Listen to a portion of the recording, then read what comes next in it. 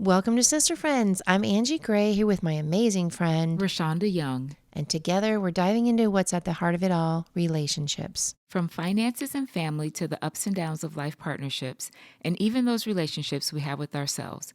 We're here to talk about the real stuff.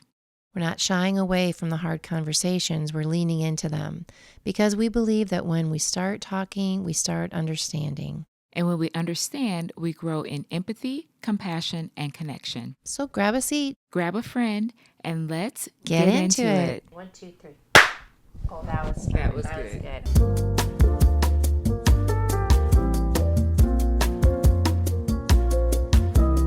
Okay, hi everyone. Welcome to, first, I'm Angie Gray. And I'm Rashonda Young. And we are Sister Friends. Thanks for being here. We are talking today about emotions and conversations post-election. So today it's Monday. So this is a week after the election. And we're going to share with you just a couple of conversations that have stood out for us. I know it's been actually a really good experience for me in my relationships. And, we're here to talk about relationships. Everything is relationships. And we felt like it was really important to be able to talk about how our own thoughts about ourselves with growth, and then in our relationship with self through this time of challenges in and around the election. And then the opportunities we've had to grow our relationships in our community and with our family and friends. Yeah, and I think also around being intentional around like respecting other people, especially those people who are close to us, who may think differently than what we think, being very intentional about honoring and respecting them for their various beliefs. Yep. Yeah. And we talked about how we haven't, been public about who we voted for. We have felt like that isn't necessary. That could be a whole nother conversation. I think it's pretty interesting. Mm-hmm. That's actually been a conversation around this time, is what are people's thoughts about, should we be talking about it? Should we be open to share who we voted for or not? And there's two different, of course, schools of thought on that, but we have chosen not to as of yet. We're always open to, really where God leads us, actually, and if conversation happens. But this is a place of, we want people to feel safe and included. So because I don't care who you voted for. Political, or partisan channel. It's just having conversations. Yep. Yeah. So one of the things, or the first thing I was going to share is about a conversation that I had, a text that I got pre-election. So it was on Monday, and then a conversation that I had with our 19-year-old Daniel, who is an amazing human being, our daughter Sunshine / Sunshine Productions. So we're going to plug her and thank her now. Yep. Perfect timing, Sunshine Gray. Thank you, Sunshine. Yep, she's amazing, and it's Sunshine Productions, so she's in charge of all this. And actually, she does our daughter-in-law's podcast as well. And the title of her podcast is Whole MILF.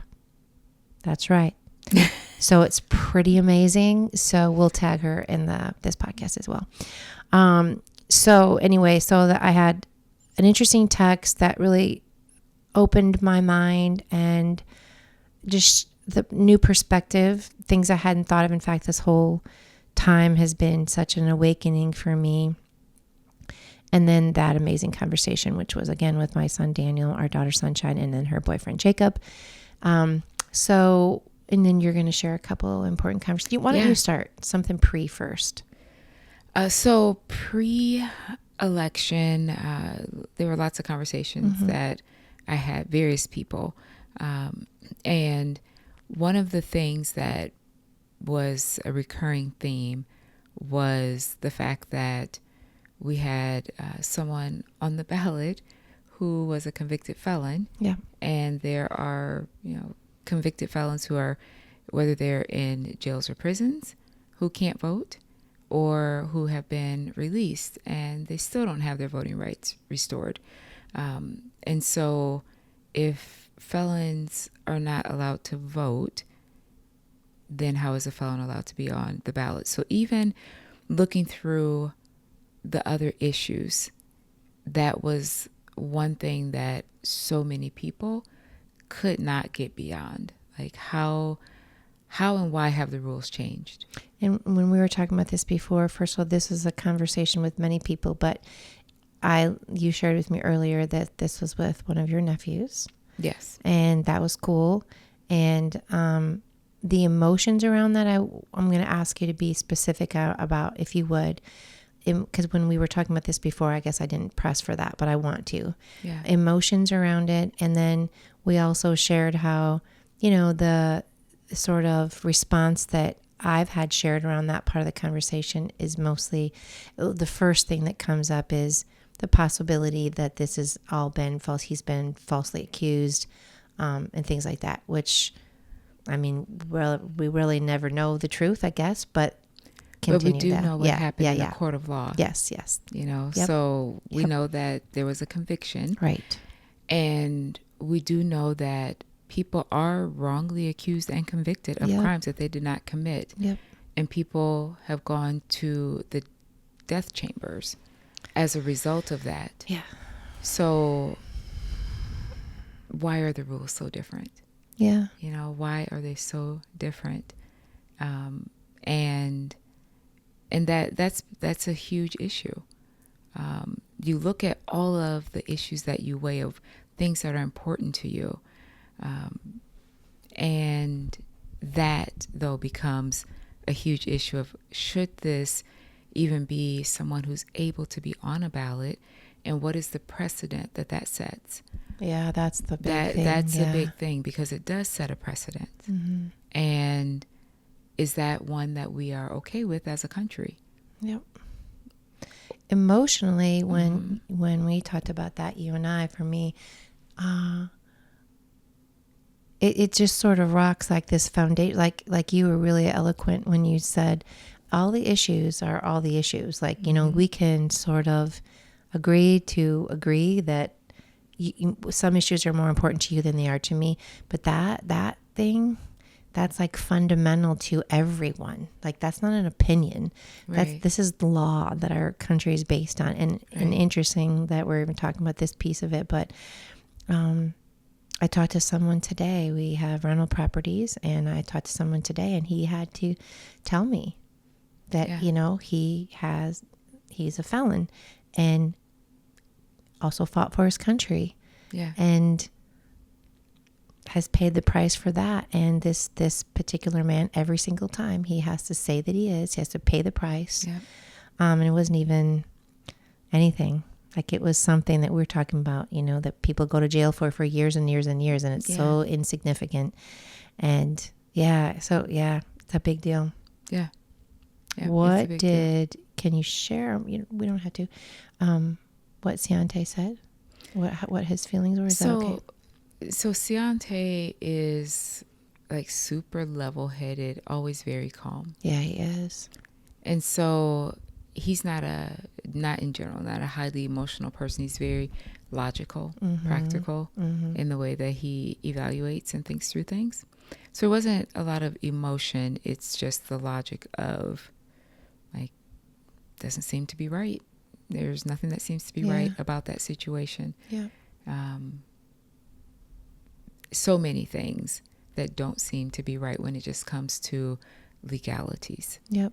And so, setting all of the other issues aside, it was that thing that not only for him, but for many, many other people was game changing. Like, it's like a last straw, sort of. Yeah, I just don't think I can be okay with that. I mean, obviously, as a Black man, and knowing the statistics of folks that are incarcerated, that's another level, I can't understand. Right. And worthy of talking about. Absolutely worthy of talking about. So, that's enough. I mean, it's not enough said ever. But that loads it a little bit. So, those are conversations that are being had. And what an amazing human being that he is able to, has the capacity to choose to be level-headed, to be not full of hate, and doing the work, absolutely, having the conversations, yes, but also choosing a very high level to choose going in the direction of meaningful change. Definitely. Not through a lens of hatred. Pretty remarkable. For sure. And of course, my conversations are very different, right? Right. So my conversation, I'll say the two things were, first of all, I had a friend of mine message me the day before and said, hey, Angie, you don't have to. She was great because she was like holding space for me to not have to, right? She was very kind about giving me permission not to answer because it's, sensitive, whatever, but said, hey, what would you do when someone has totally different political views? How do you work with them? Yeah. How do you continue to work with them? And so we talked about this too. And we haven't even talked. In fact, we're supposed to talk today about that because we just had to put a pin in it. Neither one of our schedules worked out, but I just said, through text, I said, yeah, it's really tricky. Yeah. What my thoughts are on it are, we've already talked about this in other conversations amongst just you and I and other people, is we still remain the same people. Yeah. And so I would say probably too, what I've done for my own self is to reverse engineer that a bit, right? So just to say, well, what would I want that very different politically viewing person to think about me? Right. So I'm voting opposite you for my very strong beliefs and issues that I believe in, and they're opposite from you. Will you still choose me? Right. Will you still value me, even though I think differently about some things than you? And isn't it interesting? Because it's just so interesting because we are the same people. And, I know what we were saying or what I was thinking earlier, and tell me what you think, is it's this, I think for me, and from what I've learned about relationships, we've attracted these relationships to learn from my own highest optimal soul growth from you. You and I are in this relationship because you are an opportunity for me to learn from you how I can be better, how I can rise to my optimal soul growth, and you for me, and we have attracted each other. And that is the same for you. I mean, I would not understand your lived experiences if we did not have such an open and honest friendship. Yeah. And so, like with different political views, so instead of us pointing a finger at the opposite viewpoints and saying, how can I remain in this relationship with you? I get it. I feel, when you're surprised that someone has and you don't understand it, you just don't, I don't understand. Right. But that's because you don't understand. It's because you haven't had that same lived experiences. Like you so eloquently put, that lived experience is the whole deal. And so it's such a great opportunity for us as human beings and for us in particular in the United States right now, every time that because the ego speaks first and speaks the loudest, that's a Marianne Williamson thing, for us to catch that and say, okay, this isn't about you. This feeling that's coming up in me right now is about me. Right. What is it that I can learn about? Why do I feel so attacked by that? Why do I feel so, so what can I learn about me? And, that's for each of us as individuals to figure out. Absolutely. And even as you were talking about, how do we work with the person? Just realizing that it's the same person you were working with before you knew their political views. Yes. Like I was telling you when we did not record our conversation about the gentleman who has been such a rock for me. Supporting me through this journey of launching a bank and going through a bank charter. Huge. And so he's done it multiple times himself, and our views are very different. He could get beyond the criminal charges.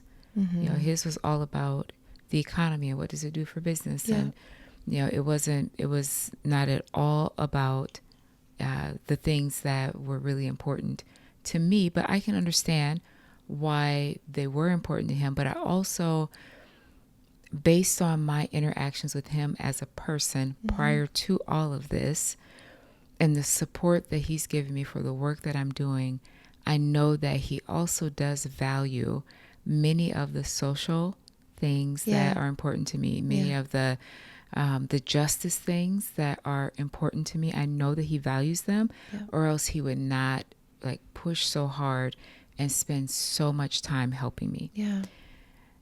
So how do you work with that person? The same way as you did before? That's right. That's right. And you reverse engineer that. How horrible would it feel to have someone judging you for something that, because of your life experiences, you're doing the best you can. Right. Right. So, yeah, getting to learn from one another on that is a really amazing opportunity. Yeah. It's pretty great. And I mean, I'll just say that I personally know, because I have voted very differently in the past. Yeah.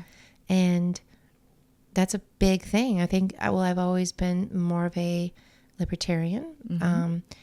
That being said, and people have opinions about people that are libertarians and don't just stay with one party or whatever. But so I know that every time I have shown up to vote, I know that I don't know everything, and that I have done my best. Yeah. To do what I can, and more often than not, it has felt for me like I have no idea. Like, so it's like I just like pray for my country, pray for me, and the best decision I can make. All the things. So. Yeah, that's the answer, is just to have grace for folks and to not have the finger pointing at someone else because we don't know. And then being open to conversations. Yeah. So like Chandra Learning. Ritter That's had invited us to an event that she was having. And Chandra Ritter, as we shout out to Chandra. Yes. She is a financial planner with Edward Jones. Yep. And so she gets women together. I don't know if it's every other week or every month. I'm not sure what the Chandra, cadence call is. in quick. No, she, I think it's monthly. Chandra, you'll have to tell us in comments.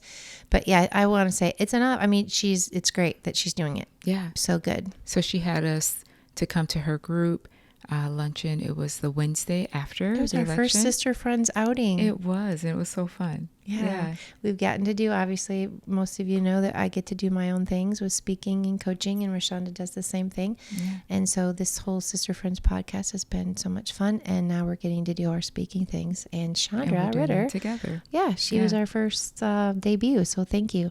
But so that was the thing that we got to do the day after. So those were a couple of the conversations. Oh, wait, no, you know what? May I back up just for a second? You can back up. Thank you. Because this was a really good one. And P.S. folks, we are like second guessing. I mean, I am myself, because prior to this, we recorded a full on thing, and we forgot to push record. Yeah, so cool. Detail. That was fun. But anyway, so I'm like, did I already say this? Anyway, we didn't, I don't think. The conversation that I had with Sunshine Productions, Jacob, her boyfriend, and our son Daniel, the night before the election, and the night of the election, we were watching the election, and we sat around the table and had a really great conversation, and it was just remarkable. Like these young adults certainly are so much more knowledgeable and so far ahead, probably in many ways, than I even am now, with their understanding of how it all works, and also the research that they've done is super impressive. Yeah. I'm just so proud of them, and I know Ciante and Karante probably also. Yeah. But just, it was a great conversation. They knew how to articulate their viewpoints.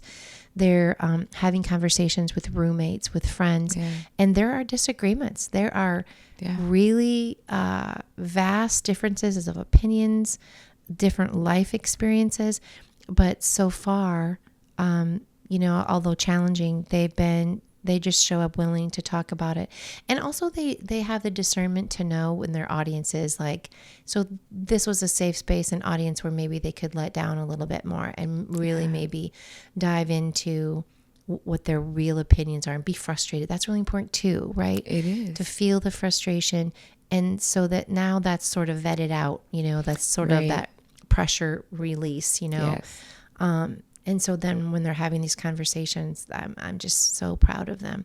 And we'll talk about this in our next podcast. We've talked about how a lot of our conversations, the ones that you and I are having with our people, are very closely or tied in to our understanding, obviously, our life experiences as women. And this election has brought up so much opportunity to expand on that and talk about just what I didn't know for certain and what I'm waking up to. Sure. Yeah. And it's I think both of us, crazy. There's so much that we don't know, haven't known, so much that we are learning. Yeah. But yeah, there's so many things that affect us as women, not just now, but generations to come, that we have to look out for. And just the fact that things that affect women affect everyone, whether we recognize it or not. That was what we were seeing at that that table for this conversation about the election. It brought up so many things, and the way the kids were awesome about being open and wanting and willing to learn more. A lot of self-discovery, Absolutely. A lot of new perspective. Yes. So it's been very, very good for that, no matter who you voted for. Right. Like, stuff's coming up. And then I think also just holding space for people as they process through, like if the feelings are negative, holding space for that. Yeah. And then recognizing that election night was one thing. Yep. Inauguration will be another. That's right. So it's not like, okay, there's this, and then now, everything is smooth and okay. Inauguration will be another, that we just need to be mindful that there will be emotions around that for those who voted against and for those who voted for, the president-elect. So just knowing that it's a longer game. And these conversations, we don't want them to stop, because this is, we're obviously going to talk about other things, but like you said, to be mindful. It's still heated. It's still people experiencing a lot of emotion. And, and for those of us that maybe have moved through a lot of it and are ready to, okay, what do we do next for whatever, how do we live our life and be respectful and all those things, that there's a lot of emotion coming around the inauguration from the last one, how that looked. So we want to promote the conversations, the being willing to perspective, talking, and not being afraid to, which is a great segue. Now let's go to post-election conversation. You started to talk about the opportunity that we had that Chandra Ritter gave us. Can you take? Yeah. So with Chandra, she invited us to come and talk to her women's group, and we did not know who was going to be there. And besides Chandra, there was one person there who I knew, but I had no idea where she stood politically. And at that meeting, it didn't matter. It didn't matter that we didn't know them. It did not matter that we did not know where they stood. What mattered is that we showed up to not just share, but to listen and to learn, and just to have space for people to have an open and honest conversation. And it was so respectful and honoring for each person who was there. Particularly the two women that we've talked about together, you and I, the one who was sitting right next to me, who you could tell was visibly just not in a great place. And I wasn't sure if it was because she was uncomfortable being a part of that conversation, or if it was because she was really upset about the election. I just didn't know. We weren't sure. And then there was the other young lady who was next to you, who, she said I think this was maybe her second time or so voting, and Yeah. it's just something she wasn't familiar with, and there was so much she didn't know. But it felt so good that she felt comfortable sharing, in spite of the Yes. fact that she did not feel Yes. like she knew enough to really even speak. So proud of that. I know, it was As so a woman, good. like woman to woman, girl, Yeah. I'm proud of you. And we Right? got to tell her that. So Yeah. also, I think what you're making me think of is, so this group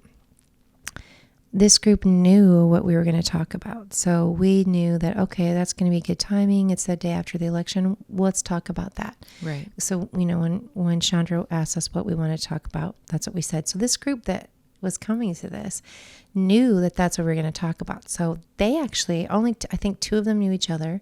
But nobody knows anybody, basically. So they are willingly coming, not knowing who anyone else is voting for, but intuitively knew, for whatever I guess their reasons were, but to come to this, right?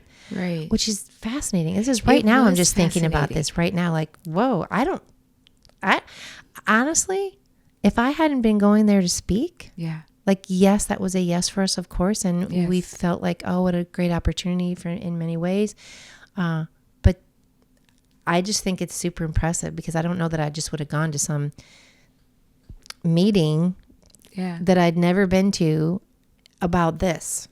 I agree. Like right now, that's I coming agree. to me. And that was the thing with the one that was like, I wasn't sure if she was comfortable. Yes, they knew what the conversation would be, but they didn't know who was going to be there or which way that conversation would take, like what direction. And it was not, partisan at all. No. But early on, you could feel the sentiment of, it seemed like the majority of the women there, and that's why I was like, well, I don't know, is that I don't know. You comfortable did. with You her? felt sad. I didn't. Oh, I felt one that. person. I felt like, okay, and Yeah. I knew the one. Yeah, I was pretty sure which way one of the women felt, but I wasn't at all. Which I think is cool that we had no idea. Yeah. Or I didn't going anyway. going in. We had Yeah. no idea, but Yeah, you it was so couldn't good. tell. Yeah, and so like you mentioned, holding space for that, though, the one gal that was sitting next to Rashonda, there was a moment of silence. Like, again, we don't know anybody. Actually, this was the first time Rashonda and I have spoken together. So it was but they made us feel comfortable. But after we started introducing the actual stuff we were going to talk about, after the introductions, the emotional, it was clearly an emotional experience for specifically this one woman. And she shared with us that she had been kind of active in the election, and but there was silence, right? There was silence for a while, like what felt longer than it was. But I was proud of the group, proud of me, proud of you. Like, that's hard as a leader, as a speaker, something that's learned, to be silent, to listen, to hold space, not to overuse that saying, holding space, but for me, it really gives me a visual of like, this is a space. I'm holding you here, and you're good. Yeah. That's what it means when I say that. And whatever happened, whatever magic happened, it was really awesome. Everybody said something. And then when we left, the one gal who had a hard time, when we left and we were walking out in the parking lot, she said, I feel so much lighter. And it was really hard for her to speak without a quiver in her voice and stuff. So anyway, it was really great. We really celebrated Chandra for holding these kinds of opportunities for women to get together. Yeah. We talked about, man, I'm so glad she's doing that. And we want to encourage our audience. This is why we're doing this podcast. This is why we feel so strongly that this is such an opportunity to talk about the things that are hard to talk about. That's the whole point of our podcast. Yeah. Let's talk about the things that are hard to talk about, because it's the elephant in the room. We should be able to talk about it to one another, find safe space. It's very important issues. And knowing that no matter what That's the right. opinion, That's right. we're honoring and respectful. Yes. You know, like we have to show up with honor and respect for the next Yep. person. Yep. And have Yeah. that mindset, a growth mindset, and the mindset of I'm going to choose to look at you through a lens of love no matter what. And this is about my opportunity to learn about me. Right. What can I learn from you, even though I disagree with you? Right. That's so big. That is so big. Wow. Yeah. Man. Yeah. Yeah. So that was really cool. And then, so that was post-election. So this is a tougher thing to talk about. Well, and before we move on to that, I want to say too, in relationships, I've also had after the election having conversations, excuse me, between people that know each other really well. So that was, and you said this already, but people that are on different sides, having different viewpoints, political viewpoints afterwards. And one of the things that we experienced was in a close relationship, if you are not, I know what it was. You said somebody came up to you and said, "How are you doing?" Remember? Yes. So say That happened with several people. after the election, someone came up to you and was like, yeah. And so the day after the election, I understood. yeah, But when it came to like Thursday and Friday and Saturday, even asking like, "How are you?" yeah, And I'm generally a pretty quick processor yep, of emotions yep, because I feel like there's so much work to do, and a lot of times it can become distracting yeah, and pull me away from doing the things that I need to get done. mm-hmm, And so I process quickly. yep, And so when people are asking me on Thursday and Friday, like, "How are you?" And I'm like, "Oh, I'm fine. It's good. You know, like it's a good day or whatever." And it was thinking it's actually about the day. thinking it's about the day, Yeah. just that general comment of "How are you?" And I'm like, "Yeah, I'm Mhm. good." And one of the ladies said, "You can't be." I was like, "I'm sorry, what?" It didn't even dawn on me Yeah. then. And then I understood what she was saying. And so it's being mindful that not everybody processes things the same or at the same time, like Yep. with the same timing. Yep. And so she was still very, very almost kind of stuck right there of, "This is terrible." You know, it was her opinion. And I'm like, "Yeah, but I got some work to do." Yeah, And yeah, I cannot yeah. let, because what we said in our first talk, I believe it was that no matter who's in the White House, they're not like a political savior. Yeah, And there's right. still so much work for us to individually do. There are things that are super meaningful that we're a part of. And if I put too much focus and energy on the negativity that can come around certain issues, then I'm not going to get the positive things done. So I just don't hold a lot of space for things that will maybe bring negativity or start to bring For me you. down. That's for me. Yeah. But I have to be mindful that that is not how everyone operates. Yeah. And so Friday, after it really dawned on me, like, okay, many people are still in this space. Yeah. I need to be more conscious of that fact and hold space for other people as they process through that, not rushing anyone and being open to listen and to empathize with what they're feeling, good or bad. Yeah. Yeah. So yeah, it's just, I had to slow myself down. Yeah, and I'm so glad we remembered that. Yeah. And then that was, in my experience, it wasn't me personally. It was two other people that I love that I'm close to. One of the people had communicated with the other and didn't receive the response that she hoped for. Sure. And so she was upset and really feeling let down. And, you know, it wasn't really my place to say anything, but my observation was on the outside of that going, well, I know both of you, and both of you love each other deeply. Yeah. You voted differently from each other. And so obviously when you don't win, quote unquote win, right? Yeah. It feels different. Yeah. and not intentionally being insensitive to those feelings, even though the one person that didn't win was expressing feelings of this isn't feeling very good or whatever, like yourself. Not implying that you voted for anyone. I'm, not saying that, but just like the different ways that we communicate is where I'm trying to go with that.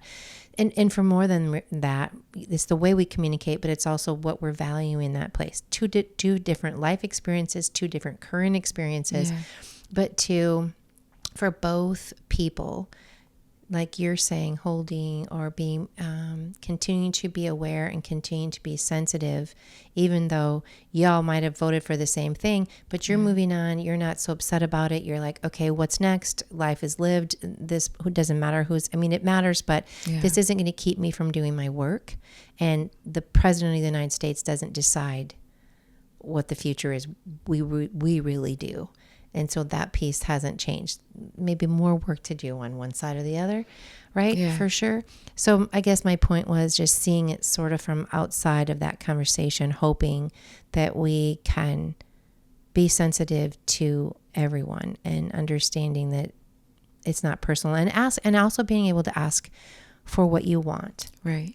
So I would have said to this person that I love, ask for what you want. Yeah. Because it would feel so great if everybody just knew and was so super sensitive, or just more sensitive. Some people aren't at all, and some people are just not in that headspace, like you said, not even in that headspace because we're different. And I think that's with any topic at all, like being able to go, Rashonda communicates different than me. Her face might look like this, and I want it to look different, but that story. Not jumping to conclusions and telling us a story, because the ego speaks first and the loudest, right? Right. And for sure, those are times where we can have opportunity to go, just like we were saying before. Oh, this is bringing this up in me. This is triggering me from an old trauma or an unhealed hurt. Yeah. What is it that I can learn about me instead of telling the other story? But anyway, I'm glad we got to do that. I love also how you talked about, we may say, like, how can I work with this person? Yeah. But then how can that person work with me? Yeah. Like turning that around. Yeah. And not always looking outwardly, but also then starting to do some inward searching. I mean, dude, it is hard. It is so hard. Whether it is a marriage or someone that you are in relationship with, business that you don't understand particularly. I mean, it's all hard. It is. It's really, really hard. And I think, though, that everyone does their best in the moment. Mm-hmm. And I know that you and I and our audience are in agreement, no matter who you voted for, that relationships and the way we think is cause. Everything else is effect. Right. And that is the work. That's just it. And we have a lot of work to do. So we have a lot of work to do on training our mindsets, and some of us are really challenged right now to do that. For sure. And it's all going to work out. It'll all work out. It is all going to work out. Yeah. We cannot let, like you said, the president of the United States, whoever that might be, does not ever have the power to choose how we think. Right. So, or even how we react. Well, for sure, because doesn't that come first? It does. Actually, yeah, right. It does, because it's how we've been training our minds to think is how we will react. If we thought something different, then whatever, and we can capture those thoughts and redo for sure all the time. I know, right? Oh, thank God. Anyway, so then so we were at post-election for that. Okay, so then we had yesterday, as we were figuring some podcast stuff out, and P.S. I'll take this second to say thank you all very much for listening and for following us. And, this is only our fourth one that we've recorded. And, we're learning and we're getting better, and hopefully, and so I want to thank you for that. But yesterday we were doing this stuff, working together, and Rashawn and I had just hung up and the rest of the crew, Sunshine Productions was here, and then Jacob, her boyfriend, and I, and our daughter-in-law, Olivia Gray, who she has her podcast is Whole MILF, and I know, and it's pretty great. I'm going to not tell you anything more than that, but it's amazing. She's an amazing human being, and we'll tag that information in this podcast description. But anyway, yesterday we were at the table and we were doing some work, and I suddenly got a notification on my phone from a local news station here, and it was the story that was released was the night before, so Sunday night, some sort of organized group had gotten together and dispersed flyers all over our city, the city of Waterloo, Iowa here, and they were flyers that were hate flyers, hate and anti-Semitism, so racist and anti-Semitism, horrific. They had a picture of the flyer. It was horrific, and they were everywhere. So families, children, yeah. And then because of our lived experiences. I sent that to her. Just so that's the story. So I'm like appalled. I sent it to Rashonda right away, and we've had discussions. Yeah, and because of our lived experiences, the way that we reacted to, do we tell our young people? Yeah. Or do we talk to them? So yours was like, do I? I mean, I knew I was gonna, but it was for different reasons. Right. And mine was like, I don't have a choice but to, make sure that they know that there are people who are out there who are, racist, and they are dangerous, and they live amongst us, and you don't necessarily know who they are. And it's just a really, really horrible thing to always have to be thinking about. But when things like this come up, it's like, you don't let your guards down, because there are people who hate for no reason. Yeah. No reason. They just do. And there's no logic behind it, which makes it very dangerous. And like for you guys, and talking to the boys, you knew you had to, right? Absolutely. And knowing that you have to, like what you just said, I'm going to say it back to you so I have a better understanding. So being Black men and a Black woman, we've talked about this before, like when, I maybe I remember that to bring that part up too, but talking to your young nephews, well, they're not that young. They're going to be 19 and 28, but that's a conversation that, I mean, I really do think it has to be had everywhere. Absolutely, obviously different life experiences, but they are experiencing, when I was asking you this before, they understand. I mean, they're living it every day. They know no racism is here. Right. They live it. They're Black men walking around in a predominantly white community, right? Yeah. Mostly. So they're experiencing that, but it was yet still, it's like, oh, but now let's amp that up, because this is happening now. Yes. Y'all know it's here already, and that's where the changing of the rules is disturbing. Yes. That's where full that circle. Comes in, yes. Where the rules are different, and that's disturbing. Yeah. That's scary. That's scary. That's the part. Yeah. That is. Mm-hmm. So, thank you for sharing that.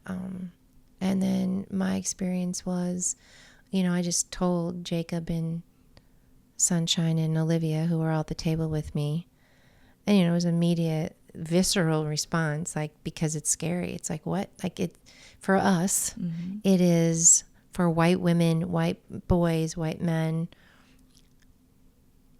It is shocking.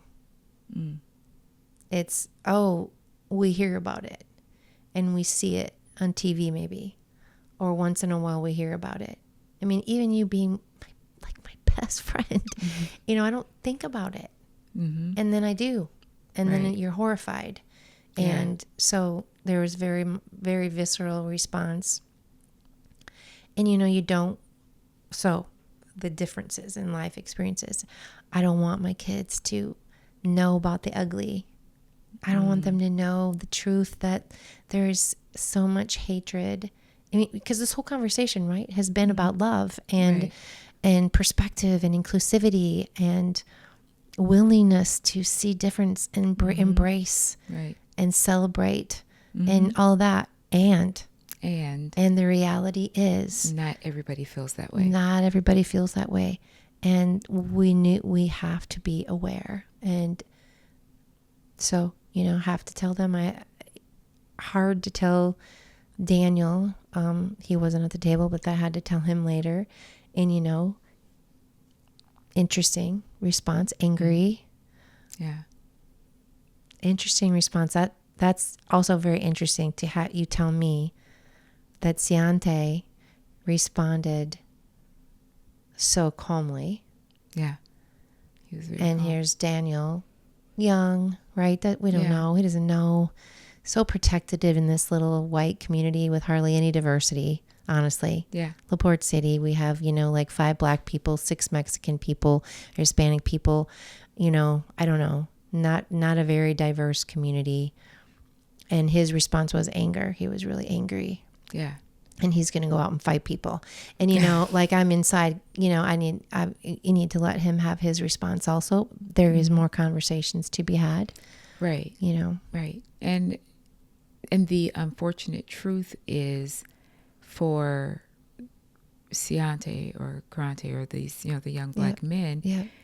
they've had to deal with this and understand this as part of what they show up as. Yeah. When they walk into a room, it's people see what they are, in terms of white or black. They don't necessarily see who they are as people, No.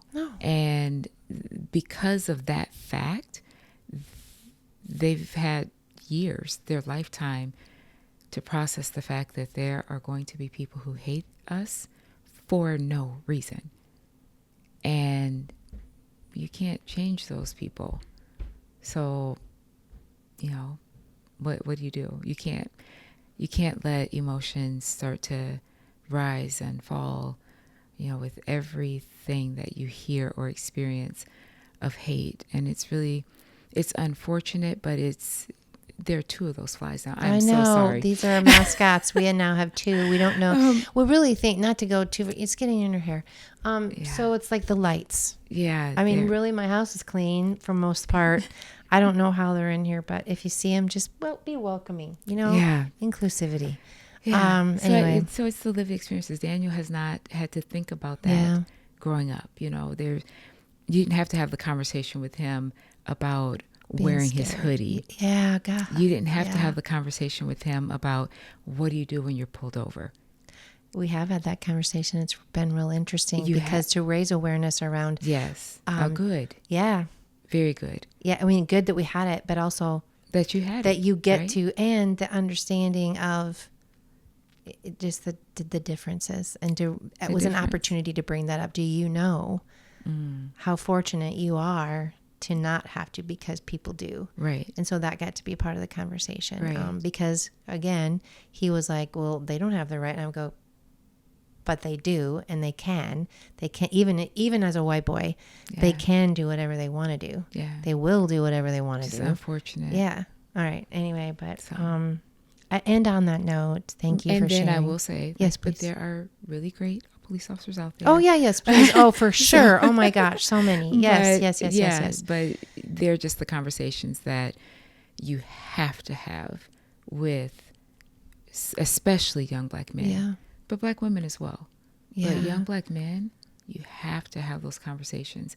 They cannot go out, blind to what the reality is of, the fact that there are going to be people who hate us no matter what. And that was one of the things I was telling you with my really great Jewish friend, Yeah. he's just like, it doesn't matter, So Smart or slow, Rashana rich or shared poor, this. Yeah, Rashana know. shared this with her Jewish friend. That's what you're talking about Yeah. last night, sharing this hate crime with him, and his response was, pretty beautiful. Yeah, it was just a beautiful response. Just pretty much, we are who we are. And so we continue to do what we do because no matter what, smart or slow, rich or poor, there will be those who hate us. Yeah. So his response was, may as well be rich. Yeah, I loved that part too.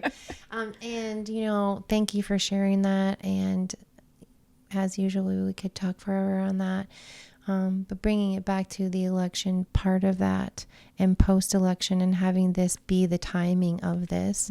Mm-hmm. We talked about how, and you said this, that, obviously this was an organized deal that started prior to who was going to win the election. Right. This was going to happen one way or the other. One way or the other. That being said, the way that it did go because of previous very public opinions and viewpoints, we know that there has opened doors for people to take advantage of that and be empowered. Yeah.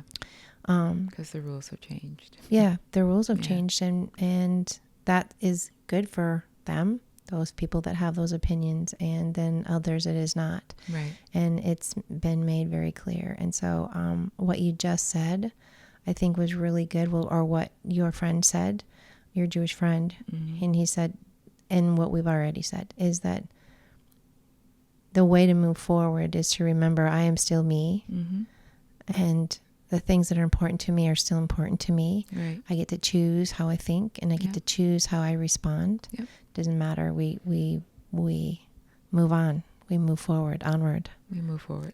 Yeah. Yeah. Okay. Well, this is it for now. This is it. We will talk some more. We've been reading the book, and we'd like to encourage you guys to read the book Invisible Women. And the author is Carolyn something. Carolyn Criado, Criado Perez. Great, she's good. Yeah, so we're reading that book, and we're going to move forward talking more about that. The election, like we said, has really brought up some great conversations about my own awakening for sure, and learning so much, and conversations amongst Rashonda and I and people we love in our community.